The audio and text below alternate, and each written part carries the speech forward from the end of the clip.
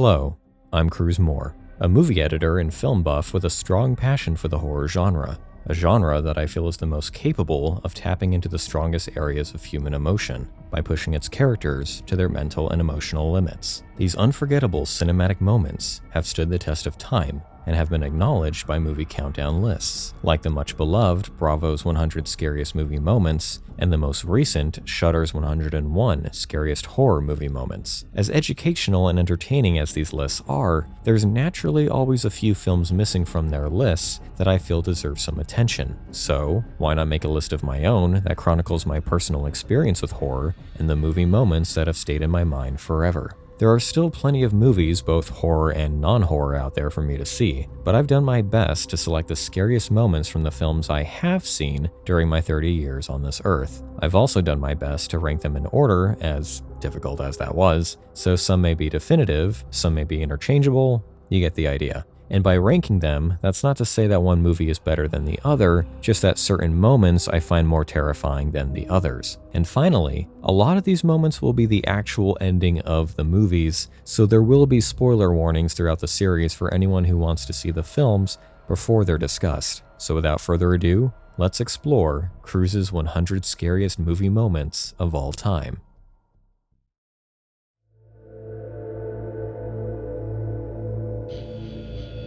A young man living on the streets of Agrabah finds himself granted with the fortune of 3 wishes from a magical genie. Hey, I didn't say all of these moments would come from horror movies, did I? Aladdin remains as one of Disney's best, both for all time and during their golden age. And although I will admit that not all of its qualities hold up over the years, the sheer beauty of its colors, lighting, and animation still does. The contrast between their bright oranges, cool blues, and especially their sinister yet calming purples are awe-inspiring, and also play into the more scarier elements, from Jafar's sorcery and perfect voice acting. What are you doing?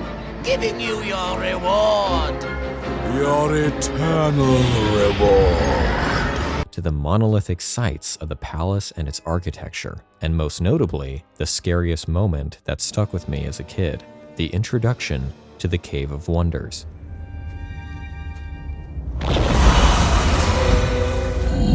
Disturbs my slumber. It is I, Gazim, the humble thief. Know this. Only one may enter here. One whose worth lies far within the diamond in the rough. What are you waiting for? Go on.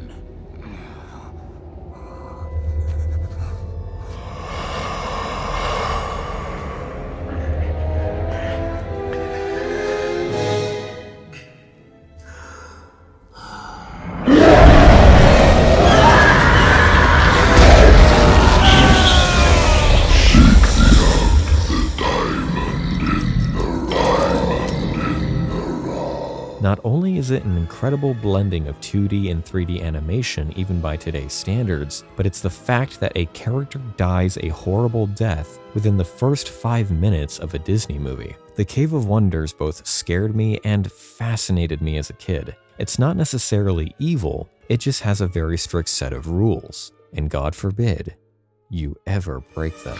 Abu! No!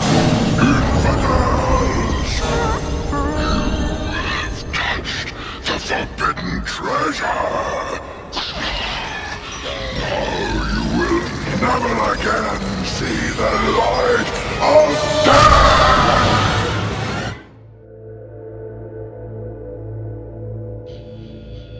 After becoming the sole survivor of a plane crash, Denise tries to acclimate herself back into the real world, but becomes stalked by ghostly strangers. For any fans of Final Destination or It Follows, this movie is a nice subdued blending of the two. It may not have the polish and impact of those films, but it possesses an eerie and entertaining charm due to its peculiar mystery, Christmas color scheme, and performance by Anita Skinner. She's equally sweet, subtle, and gorgeous at the same time. She only starred in 2 movies and then disappeared.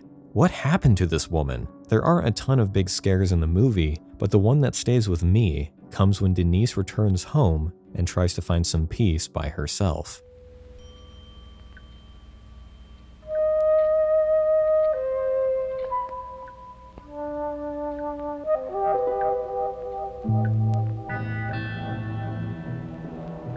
you been? I've been waiting all over for you.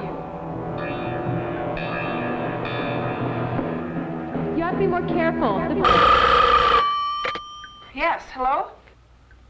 Yes, it is. Who is this? This is Carla Davis. I'm sorry. They gave me your number, the agency. Oh, Miss Davis, of course. Is there a problem with the shoot on Tuesday? Oh, no. I was just calling because I was wondering how you were. I'm fine. I just wanted to tell you, keep your doors locked.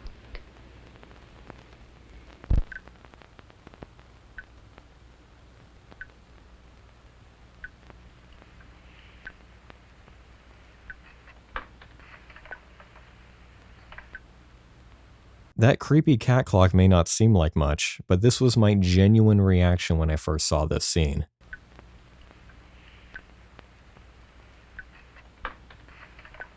Oh, fuck that! Sometimes it's the simple things that scare the shit out of you.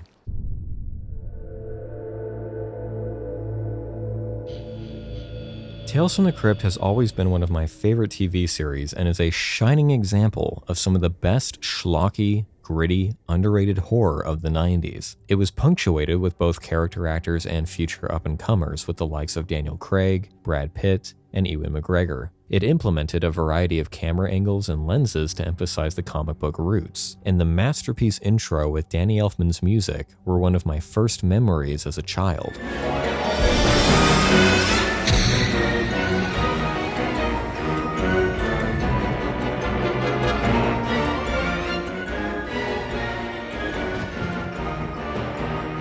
And all of these elements translate to the awesome feature adaptation, Demon Knight, where a group of unlucky townspeople are trapped in a motel and are caught between a war of good and evil, featuring the incredible character actors Billy Zane and William Sadler. Demon Knight falls into one of the rare subgenres of biblical horror, as the story centers on how a horde of demons have scoured the universe for 7 keys created by God. The juxtaposition of small desert town horror with apocalyptic biblical stakes makes it a unique and thrilling story, and it's Breaker's narration of these stakes that gives me chills every time.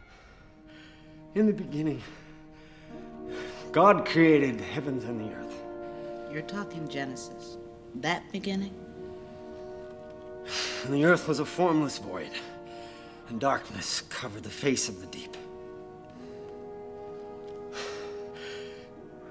But the darkness wasn't empty. It was full of creatures, full of demons.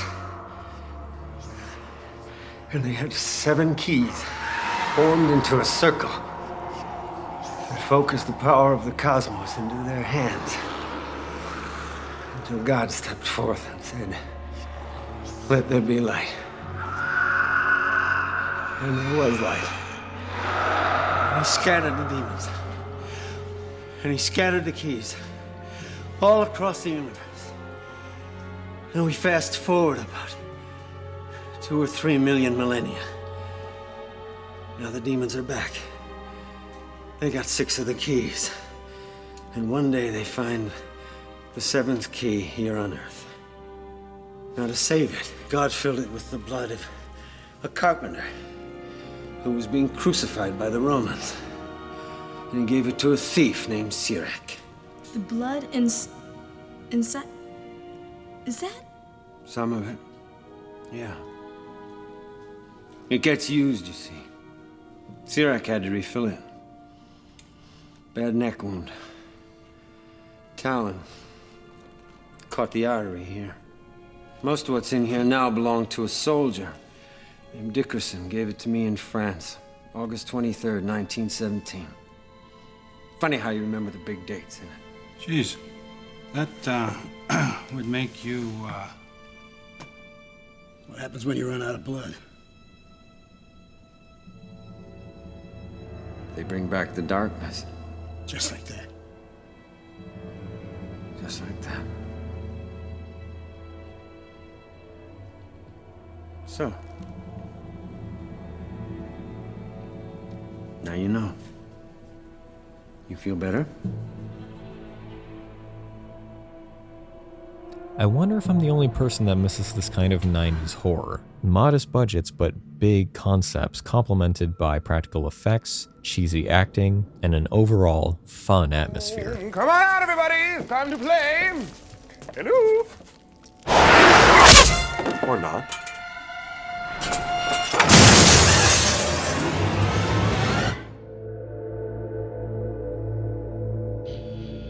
A group of friends seek out the best haunted house on Halloween and discover that they're trapped in a funhouse of terror. Rather than be an overblown sideshow of scares and gore, the film is a surprisingly slow and quiet story that builds to a tense fight for survival in an inescapable situation. It portrays its premise perfectly by showing just how dangerous a haunted attraction can be for those who willingly choose to give up their phones, liability, and sense of safety for a thrill ride. The scene that stuck with me comes when the comic relief Evan manages to make it outside the house, only to be confronted by the ghost.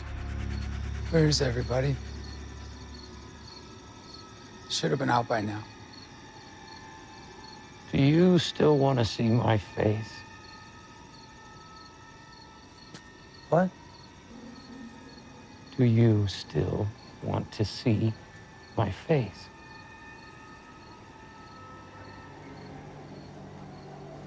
It's whatever, man. I'm fine.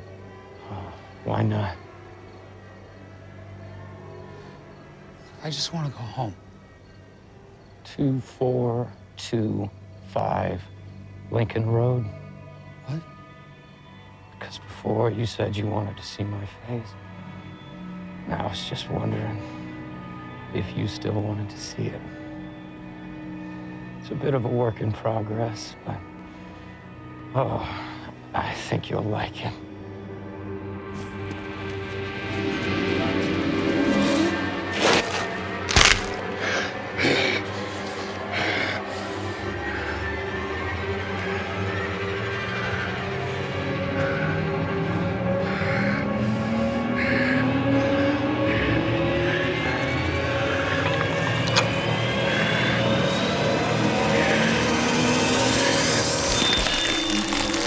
This stays with me not only because we lose a likable character in a horrible way, but we now see that the people we're dealing with may not be entirely human as we think they are.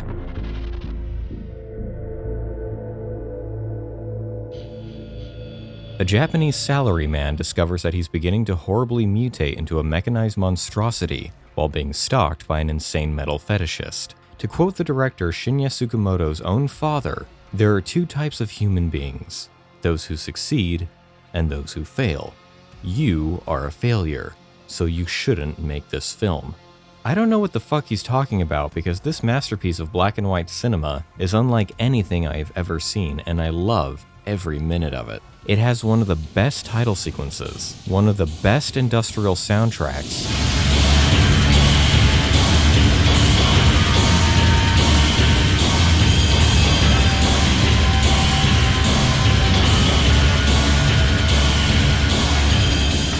jaw-dropping stop-motion effects, and is an overall brilliant mess of a movie that offers a disturbing look into how Japan was becoming obsessed with man's relationship to technology. This movie took years to make, costs endless amounts of the director's own money, and he nearly got to the point where he burned the film print instead of finishing it. This painstaking process is illustrated through the insane makeup effects and props, the stop-motion animation and photography that must have taken an eternity, and the beautiful black and white grittiness of the lighting and cinematography. The music especially drives you insane with its cacophony of industrial rhythms that were sourced from actual factories and metal shops.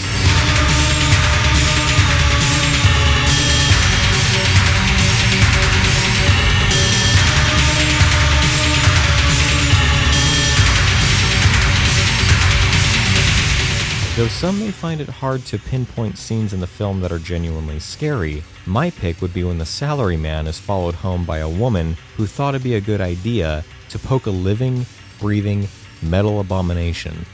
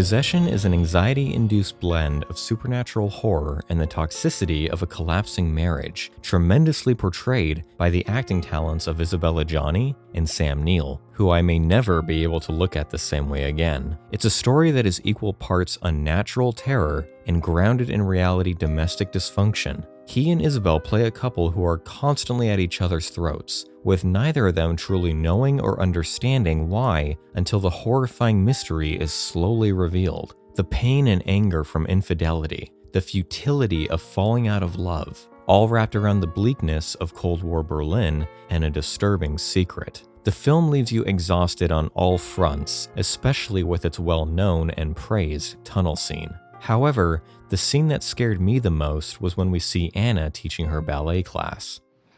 Relevez! Up your knee. You put, look at your hand, tight your stomach, you back, up your leg, up your knee, up your knee. Look at your hand, tight your stomach, your back, your foot.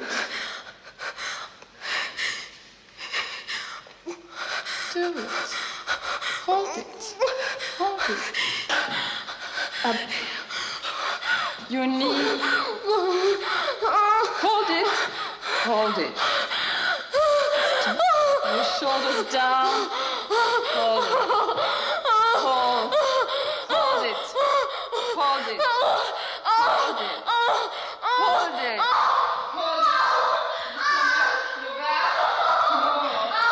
Your back. Very good. Very, very good. Very good. That was very good, Coco.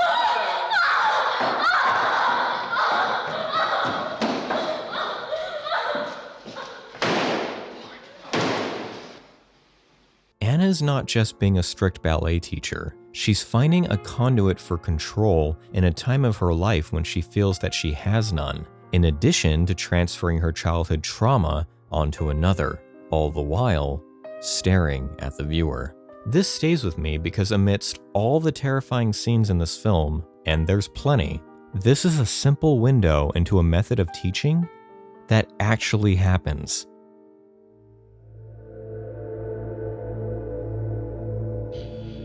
A group of dinosaurs, made gentle and kind by a professor's breakfast cereal, are brought to modern-day New York and befriend two lonely runaway children. Children's movies of the 80s and 90s were no stranger to including dark scenes that were thoughtful and challenge young viewers with unforgettable imagery amidst the bright colors and positive themes of their stories, and We're Back is no exception. It's not a horror movie by any standard. In fact, it's a wonderful story of childlike wonder and the preciousness of innocence, embodied in not only the dinosaurs, but the main characters Louie and Cecilia, two runaways neglected by their parents who take solace in the dinosaurs' friendship, but later find themselves ensnared by Professor Screw Eyes and his sinister circus. Eventually, the friendly cartoon dinosaurs are captured by Screw Eyes and revert back to their primal instincts. All of the imagery surrounding Screw Eyes is so compelling as an adult, but was genuinely scary yet inviting as a kid. As a kid, bleeding was always a big deal as it showed your weakness and vulnerability to the world at a young age.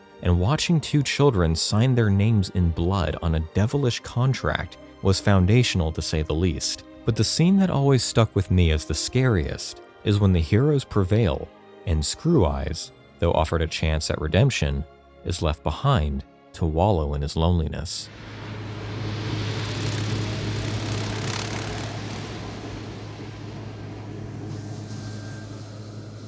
Brother, wait.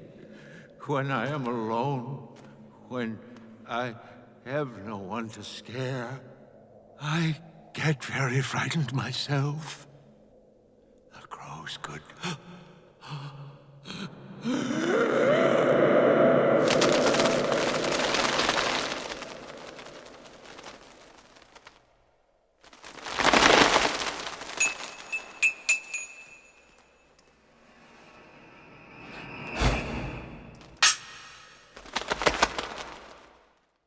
God, this movie is underrated.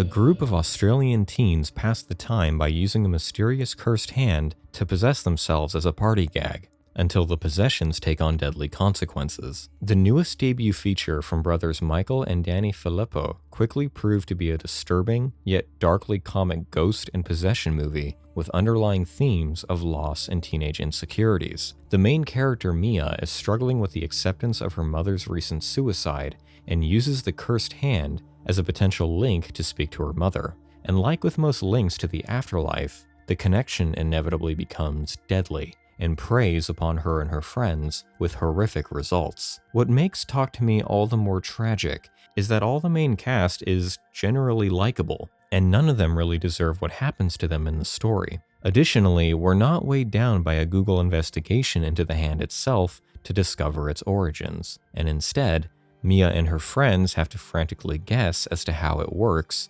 and hopefully save her friend Riley's life. Which brings us to our scariest moment, where Mia tries to find a way to talk to Riley from the other side. Riley, talk to me.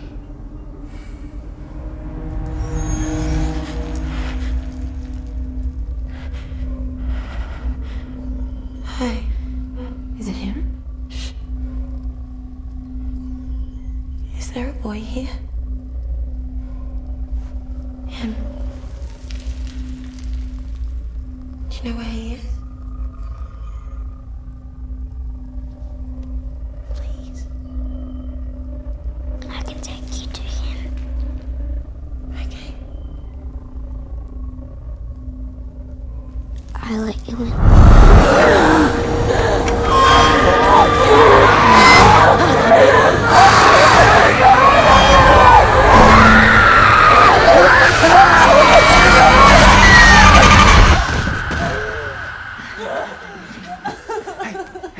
You okay? No! Don't touch me!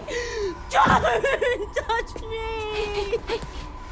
That hopeless and subliminal imagery gave me chills in the theater and has stuck with me ever since.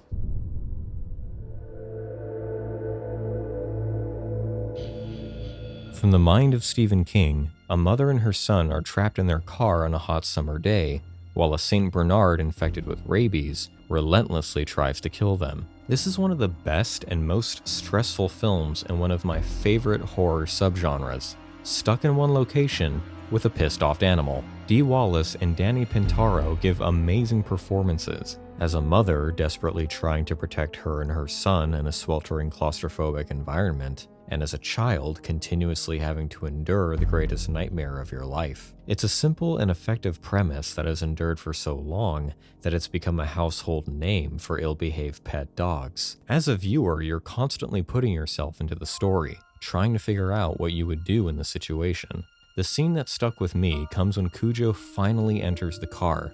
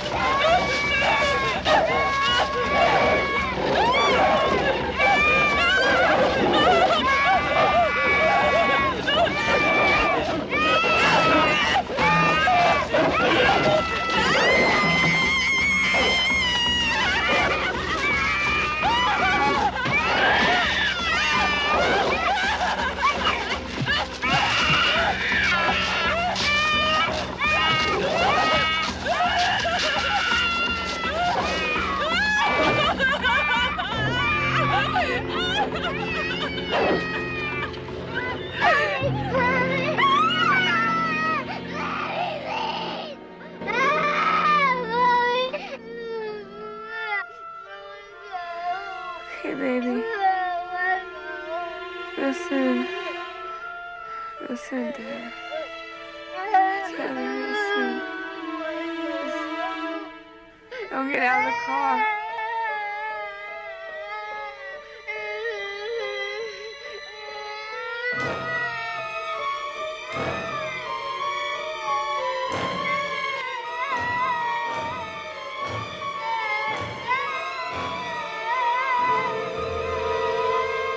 Donna has been bitten, she passes out, and her terrified son is all alone, as the camera disorients you with panic and chaos.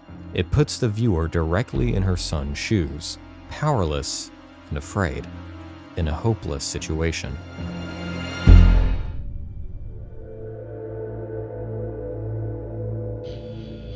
A young brother and sister are pursued by a false preacher who believes that they know the whereabouts of a large sum of money. It's a remarkable movie that somehow blends a whole multitude of genres. It's a horror film, it's a thriller, it's a comedy, it's a coming-of-age story, it's a drama, and it's even a Christmas movie. Robert Mitchum plays Harry Powell, a smooth-talking wolf in sheep's clothing who quotes the Bible yet murders anyone that gets in his way. The horror is amplified when our main characters are two children who come under the dangerous care of Harry, but can't be helped by anyone due to his charm. The way he manipulates people through blind faith is equally as terrifying as the way he treats the kids.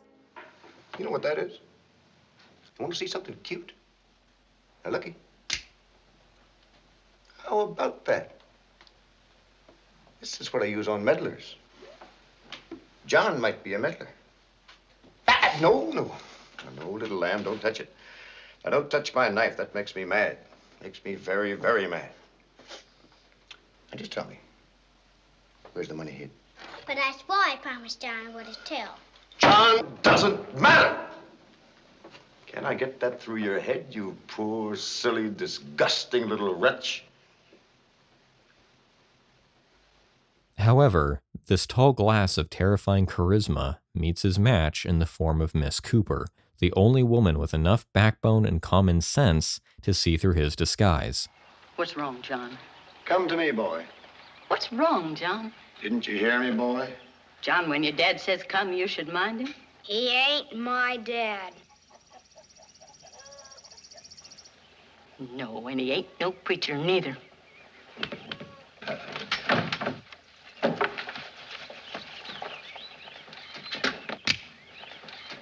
Just march yourself yonder to your horse, mister. March, mister, I'm not fooling. The applause in the theater when she pulled out her shotgun, oh, it was beautiful. The standout scene is when Cooper patiently stands guard with her shotgun, waiting for Powell to make a move. Leaning on the everlasting arms.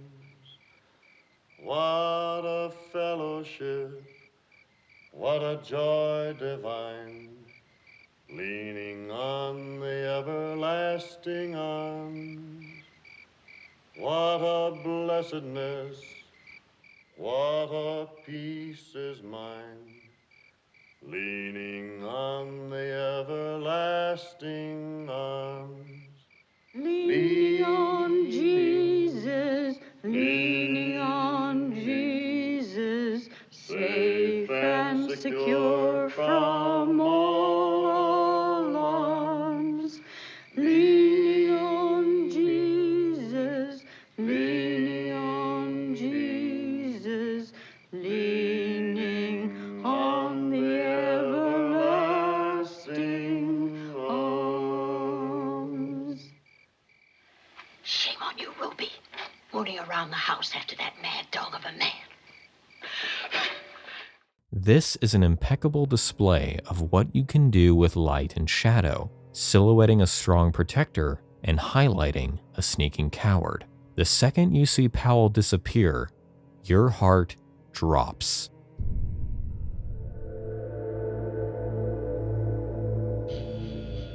In World War II, a team of renegades are tasked with eliminating as many Nazi soldiers as possible in this branching narrative action drama from Quentin Tarantino. When I saw Inglourious Basterds, it was my first time seeing a Tarantino film in the theater, and I had already become familiar with all of his previous work, but I could not anticipate the vastly different approach he took, creating a brutal yet beautifully crafted war story with patient scenes that are always a ticking time bomb of tension. The first of which occurs at the beginning, where Christoph Waltz becomes forever cemented as one of the best on-screen villains as SS officer Hans Landa. So the rumors you've heard have been of escape? Oui. Yes. Having never met the Dreyfuses, would you confirm for me the exact members of the household and their names?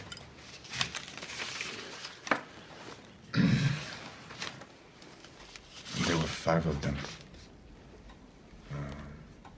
The father, Jacob, wife, Miriam, and her brother, Bob.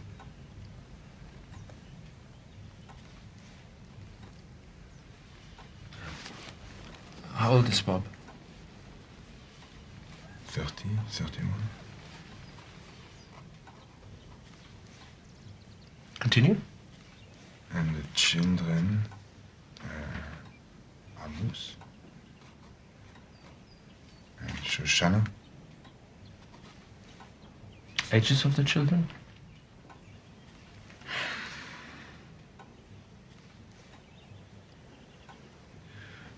Amos was 9 or 10.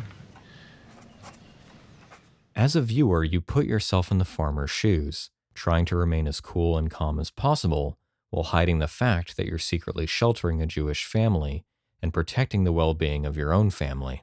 But as the questions continue, his integrity breaks, and the scene plays out with no music, perfect lighting, and increasing terror. And if there are any irregularities to be found, rest assured there will be. That is unless you have something to tell me that makes the conducting of a search unnecessary. I might add also that any information that makes the performance of my duty easier will not be met with punishment. Actually, quite the contrary. It will be met with reward. And that reward will be your family will cease to be harassed in any way by the German military during the rest of our occupation of your country.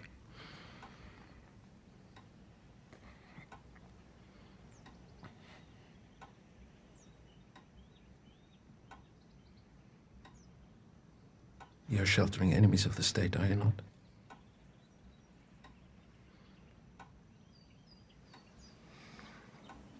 Yes. You're sheltering them underneath your floorboards, aren't you? Yes. Point out to me the areas where they're hiding.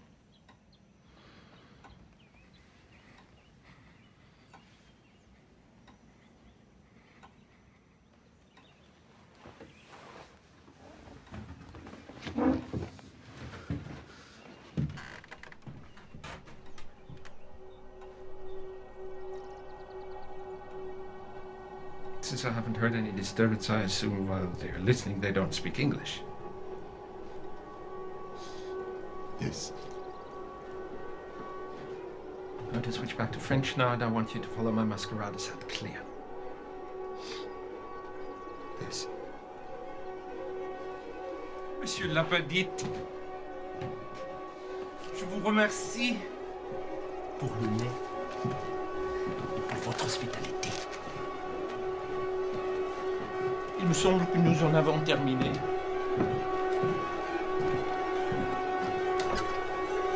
Ah, mesdames, je vous remercie pour le temps que vous m'avez consacré. Nous ne nuirons pas votre famille plus longtemps. Donc, monsieur, mesdemoiselles, je prends congé de vous et je vous dis adieu.